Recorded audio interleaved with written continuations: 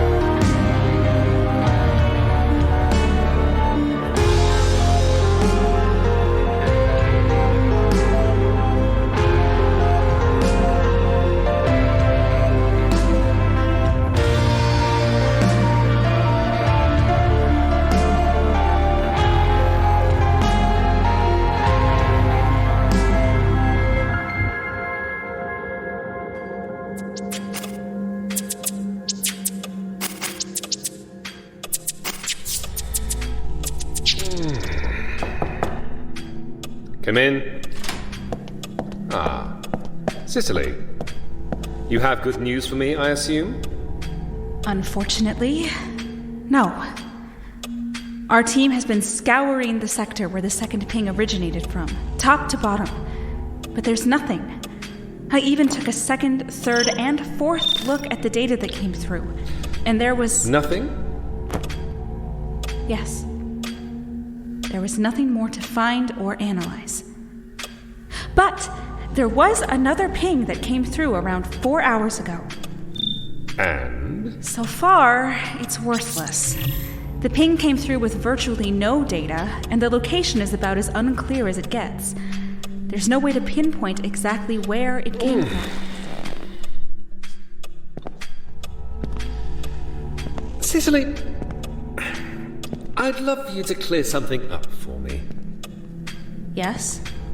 How is it that our benefactors have funded this project so well, and all we've been able to produce thus far is a gaggle of dead or maimed soldiers, and one operative with a defective chip that's gone rogue? And not only that, but the minute this chip left the facility, it was rendered inaccessible to the team, to the most advanced facility in the inhabited universe. Unless, that is, we get a ping. How is that, Cicely? I don't have the answer for that. It's a prototype, an experiment. There's no way we could have planned for this. I don't accept that. Fix this, Cicely. Fix it, or your grant will be withdrawn and your place on this team dissolved. Karl, that's... Do it. I won't say it again. I expect an update with some sort of progress on Monday morning, first thing. You have the weekend. And if I'm not absolutely amazed by your progress, all deals are off. We're done here.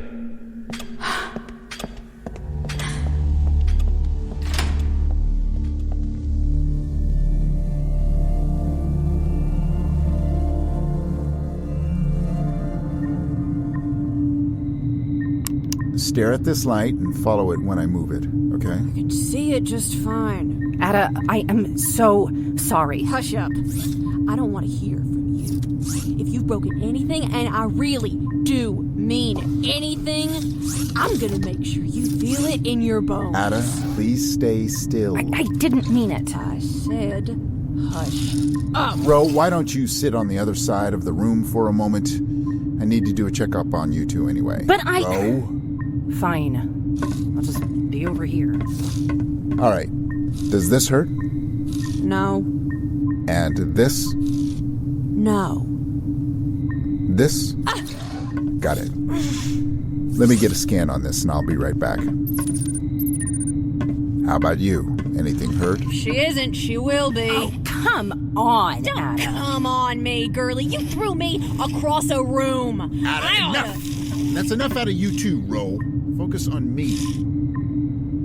Good. Now tell me, do you hurt anywhere? No, I feel fine. What, Atta? Do you want me to cut off my leg or something? Would that make you feel better? It's a start. God, you dumbasses, stop! Sorry. Sorry. Do you remember anything? Very little. There was something happening that was really upsetting. I can't remember much. While I was dreaming, it felt very real, but it's faded a lot since I woke up. Look, I'll be honest, Rho. I'm stumped. I don't know how to help you because my normal methods end up with you throwing crewmates across rooms or nearly blowing up the ship. I know. But we can't keep doing this. It's too dangerous. You're too much of a liability. So what? You're going to recommend that Lillian have me thrown out of the airlock? What? No. Gods. Who do you think we are? Pirates. I think you're pirates. I can neither confirm nor deny that. But you are. And pirates purge their ship of weak links, right? Rho, I'm not doing that. We're not doing that. You're safe here. I remember you telling me that my status here wasn't up to you when I first came on board. Yeah, well, that much is true. But we're not monsters. Okay, look, we're getting off topic here. No, what I meant by that is that I have to do some additional research before we try to resurface your memories. We need to find a way to help you get control of whatever this is before we go exploring around in your brain. It's a chip. What? Whatever this is, it's a chip. They put it right here at the base of my neck. Huh. Yeah, there is a scar there. I would imagine so.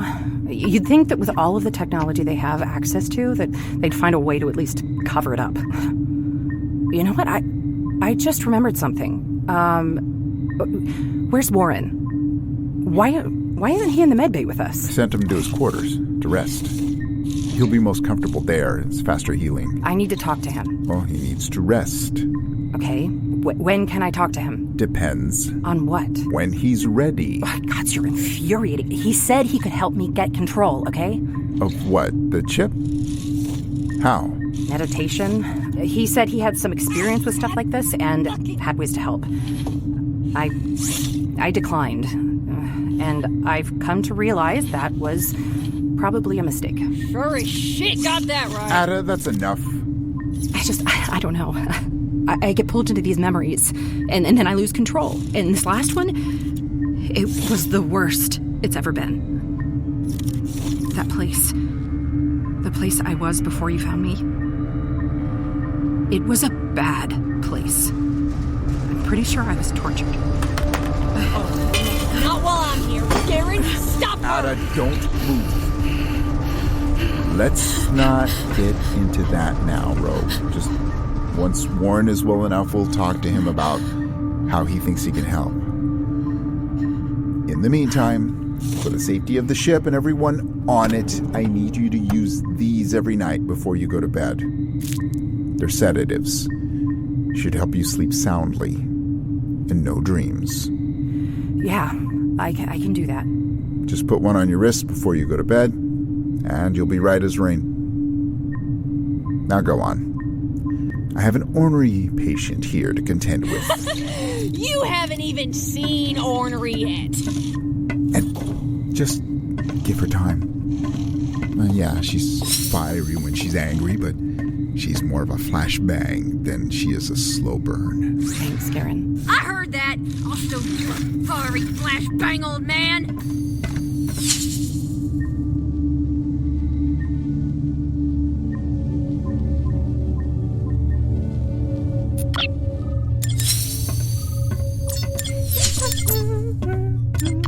Oh, hey, Ed. Gods, Macie, you startled me. Oops. Sorry about that.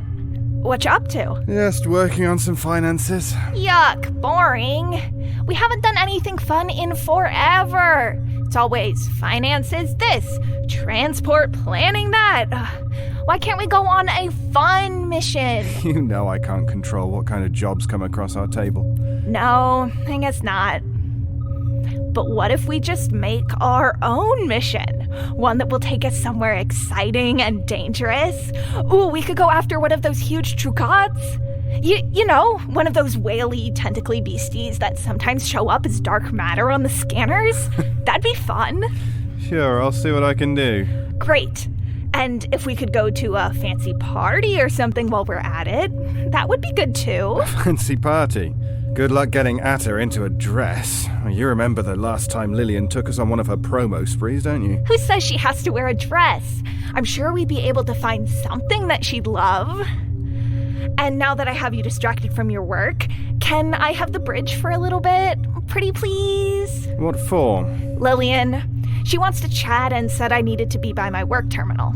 You know how she is about eavesdropping. It's probably some dumb feedback one-on-one. Never mind that I'm her first mate. Oh, I need to take a break anyway. I've been in this for the last 4 hours. Oh, ew. Get out of here. Yeah.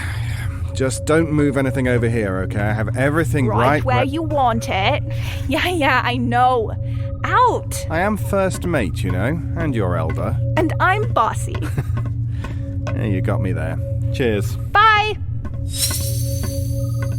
Call Lillian.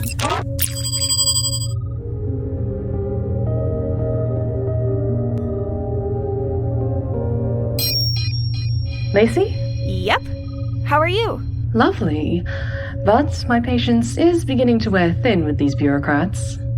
Are you at your computer? Mm-hmm. Fantastic. I was hoping you would have some updates for me. About the server, you mean? Yes. Anything? Nothing. And I don't think there will be. Why do you say that? Well, the data was encrypted, which was expected and not hard at all to crack. Even decrypted, though. Most of it is complete nonsense, almost like it's written in some sort of unknown language. It goes way beyond a normal electronic cipher or scrambler. I'm good, but I'm not a cryptographer or a linguist. Disappointing. Can you pull anything usable out of the data? Not for most of it. Some of the data I've been able to make sense of could potentially be used if we wanted to go and visit this Upsilon place, wherever it is. I found some blueprints, and it's surprisingly not a fortress. Lots of potential entry points and fewer cameras than you'd expect. Good. Keep that on the back burner. What about the unit still at the center? Nothing yet. The one we have on board was easy to crack, but the one back at Aphelion Finch is something else. How do you mean? The levels of encryption are insane.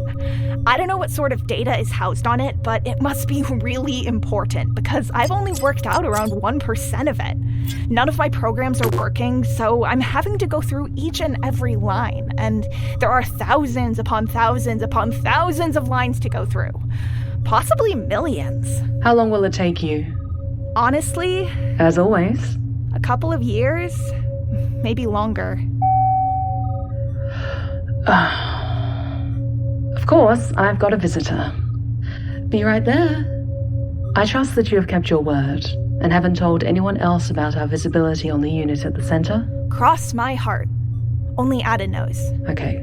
Keep me updated. I'll call you in a few days to check in. Please do everything you can to get access to that data. I'll do my best. Goodbye. Bye!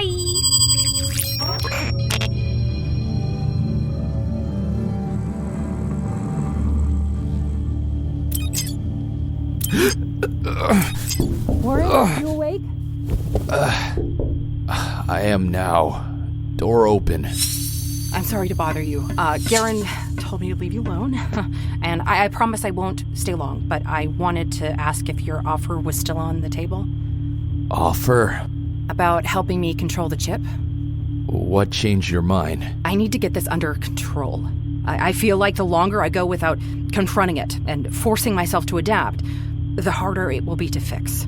Learning to control it won't make it go away. There's no fixing it without surgical removal. I don't think there's one surgeon in the universe who'd be willing to take that on, even one of the unethical ones. No, I know that. That's not what I meant. I'm a risk.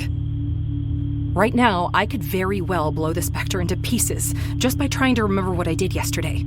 And it's not fair of me to ask you all to shoulder that burden. So I need to figure it out, fast. It's not going to be a quick fix, Rho. I know, but I already heard Garyn, and damn near blew up the ship. And now Atta. Atta? What happened? Hey, Is she no, okay? Stay down. Atta is fine. Pissed, obviously, and a bit banged up, but she'll be okay. Garyn is working on her. What happened? My subconscious got a little out of control while I slept. But see, that's why I need your help. You said you could help me, remember? I don't want to hurt anyone else. Of course I'll help. Oh, thank you. You have no idea. You are my only lifeline. Don't worry. We're going to figure it out. I sure hope so. You know, I don't know how anyone could be expected to deal with something like this. And I can't remember. I don't remember anyone telling me this is what it would be like. Do you think you would have consented if you knew? No, probably not. Though I can't even really be sure of that, can I? The few memories I have of myself and who I was before all of this, I don't know. I think duty was really important to me. Perhaps. Then again, perhaps not. Well, anyway. What now? How do we get started? Well, first, we let me sleep. Garyn has me on some pretty heavy painkillers. And I'm about to nod off on you. What, my engaging conversation isn't enough to keep you awake? All right. Note taken. Let me know when you're feeling up to it, okay? Sure. Warren? Yeah? Thank you. You're welcome. Bye. Good night. Good night.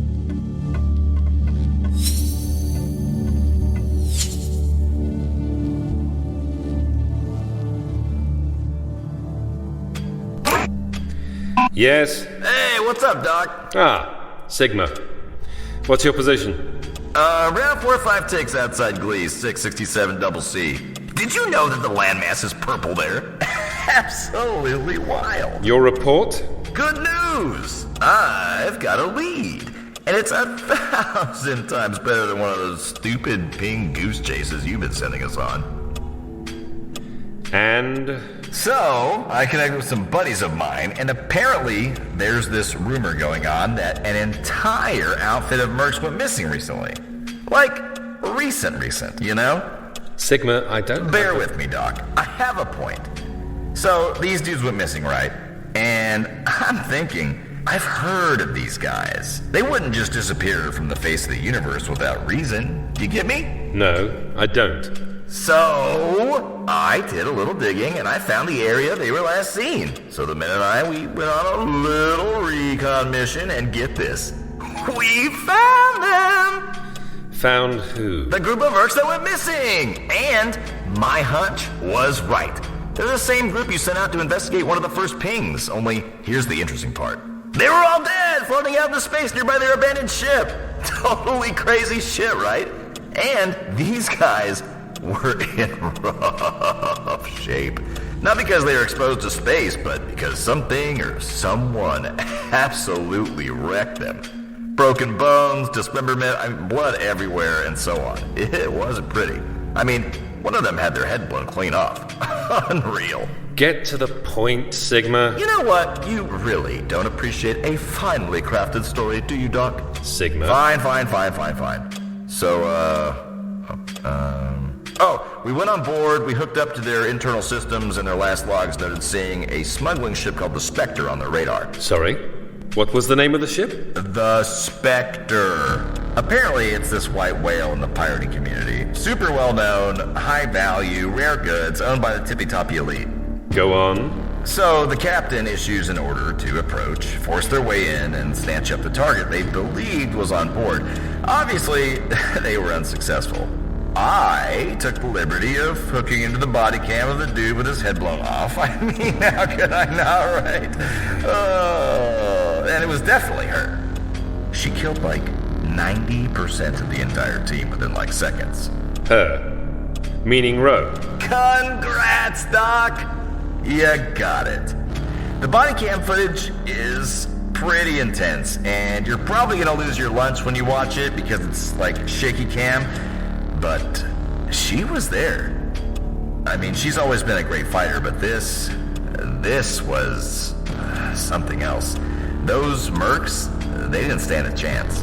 In what way? Well, like I said, you can't really see much, but it looked like she was throwing them around without even touching them. Do you still have that footage? Sure do. You want me to send it over? Please. Consider it done, Doc. Any clue as to where the SPECTRE is now? I have a few ideas. Good. Go after them. Just make sure you let me know where you're headed. You have carte blanche to manage this mission as you see fit. Live retrieval is preferable, but extreme situations sometimes call for extreme measures. Noted. Full report and footage incoming.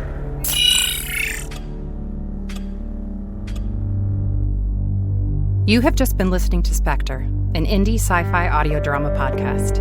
I'm Stef Howerton, the creator and showrunner, and I'm so glad that you chose to spend some time with us today.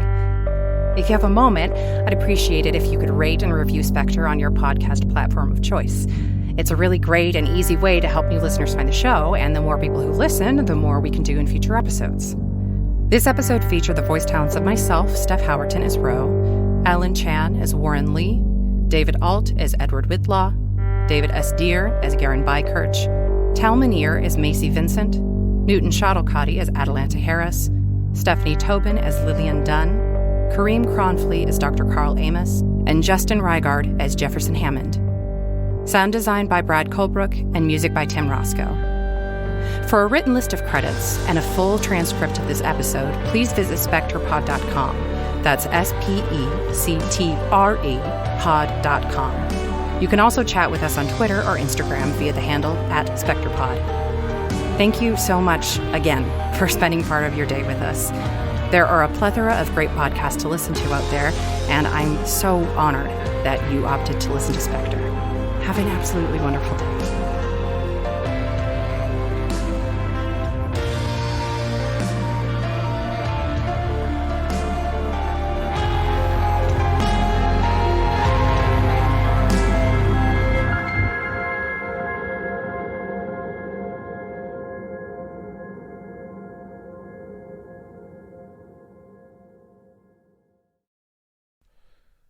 This is how you died.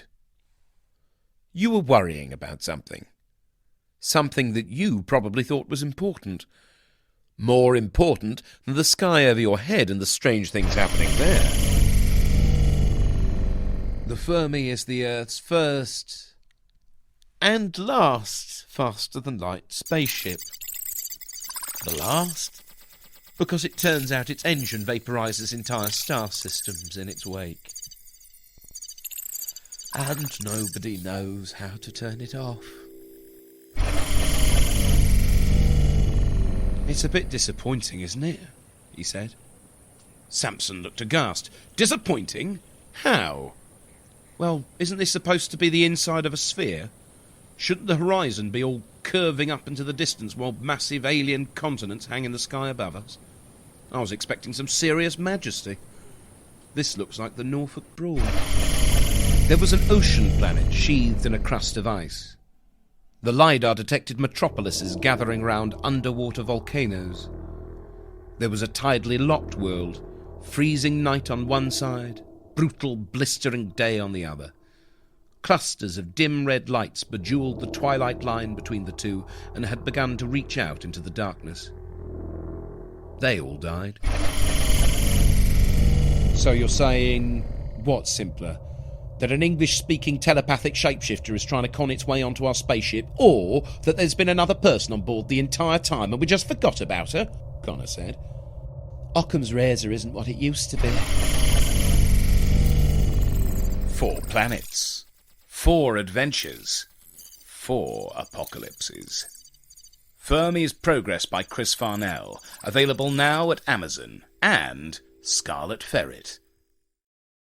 Elevators. One of the deadliest creatures known to man. Notable in part for their 100% fatality rate on hit podcast Someone Dies in This Elevator. Today we're taking a closer look at them. As you and I both know, they hunger for violence, lying in wait for unsuspecting passengers that soon will become their victims. Little is known about how these elevators hunt, save for the fact that no two seem to kill in the same way. Scientists speculate that this may be an intentional tactic to prevent their prey from forming defensive measures. Should you encounter an elevator in the wild, your best option is to remove yourself from the situation. Do not attempt to fight the elevator. Here we see an elevator in its natural habitat. A passenger approaches. Oh no. What are you doing? Get away from there. No, come on, don't do that. Oh, I cannot watch this. Turn it off. Turn it off. Just listen to the podcast, okay?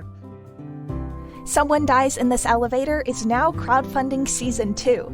It would mean the world to me if you can spare a few bucks to help us make it. As thanks for supporting the show, you can get a bunch of cool perks, including early episode access, show stickers, and, my personal favorite, a 2-page tabletop RPG game about dying in elevators. Go to bit.ly/SDITE to help pay our cast and crew.